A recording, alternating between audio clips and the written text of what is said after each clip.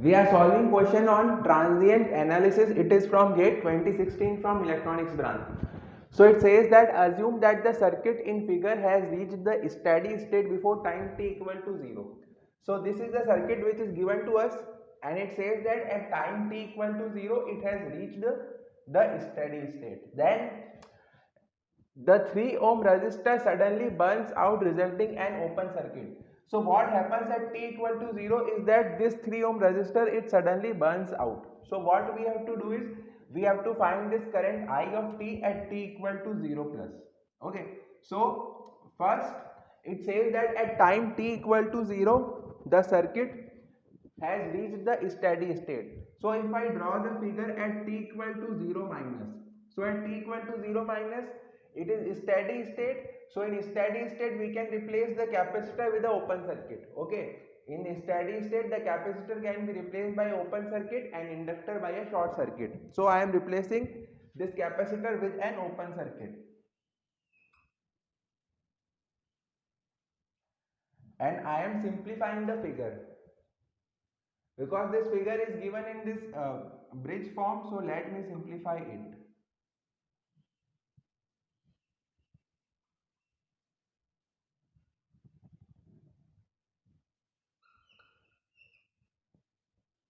So this is your 2 ohm, this is your again your 2 ohm, this is 3 ohm.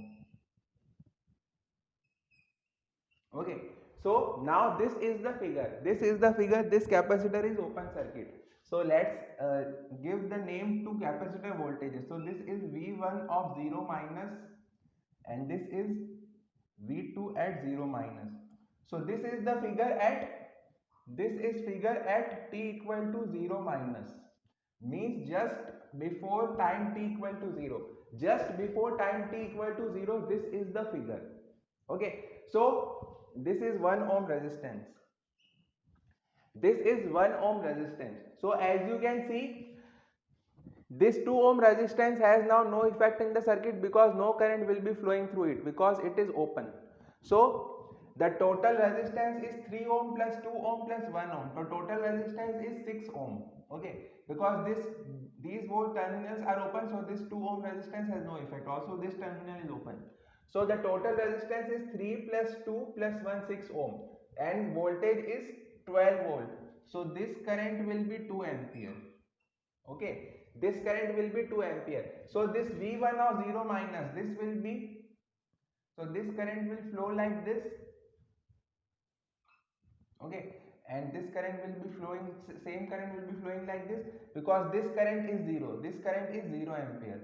So the voltage drop across this 2 ohm resistance will be 4 ohm. The voltage drop across this 2 ohm resistance will be 4 ohm. So V1 of 0 minus will be equal to 4 ohm. 4 volt, sorry, 4 volt. I was saying ohm, but voltage drop across this 2 ohm resistance will be 4 volt because 2 ampere multiplied by 2 volt is 4 volt.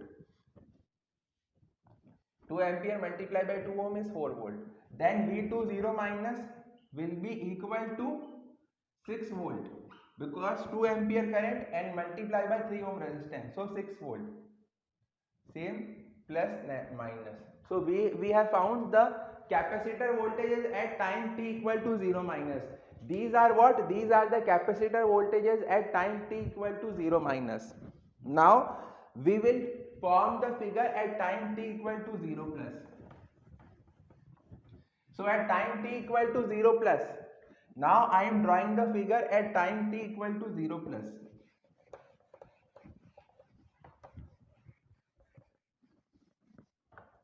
At t equal to 0 plus.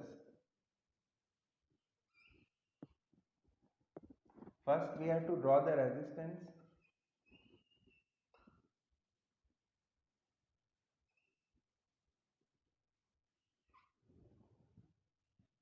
So at time t equal to 0 plus, the capacitor can be replaced by a voltage source.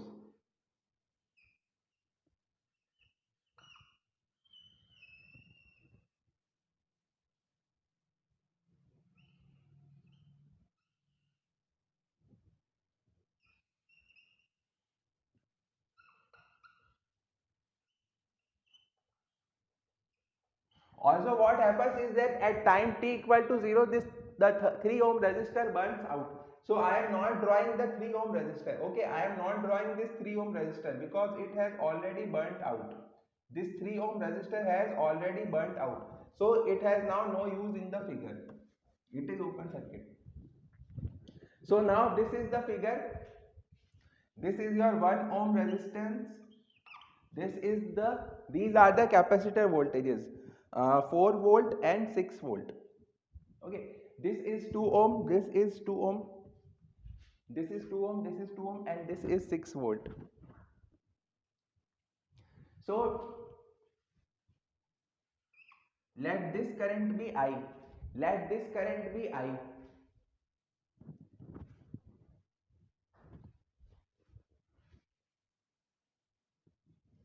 So the same current will flow through this. Okay, so in we can write the Kirchhoff's voltage law. So 4 volt equal to, in this loop, writing KVL for this loop. So 4 volt equal to 2I plus 2I. So I is equal to 1 ampere. I is equal to 1 ampere. And this voltage, if we draw KVL for this loop, if we have to find this current, let this current be I1.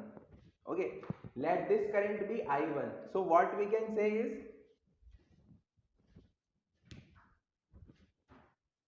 or we can do it like this way, this current is I1, so this voltage is equal to 10 volt, this voltage is equal to 10 volt, because 4 volt and 6 volt total are appearing here 10 volt. So this current I1 will be equal to 12 minus 10 upon 1. This is equal to 2 ampere. So this I1 is equal to 2 ampere. Okay, so this I is 1 ampere, means this 1 ampere current will be coming here. So this I is equal to 1 ampere. And again 1 ampere and 1 ampere will meet at this point, so 2 ampere. So we have found out all the currents. Thank you. If you have any doubt, you can post your doubt and comment in the feedback in the comment box, and also you can share your feedback.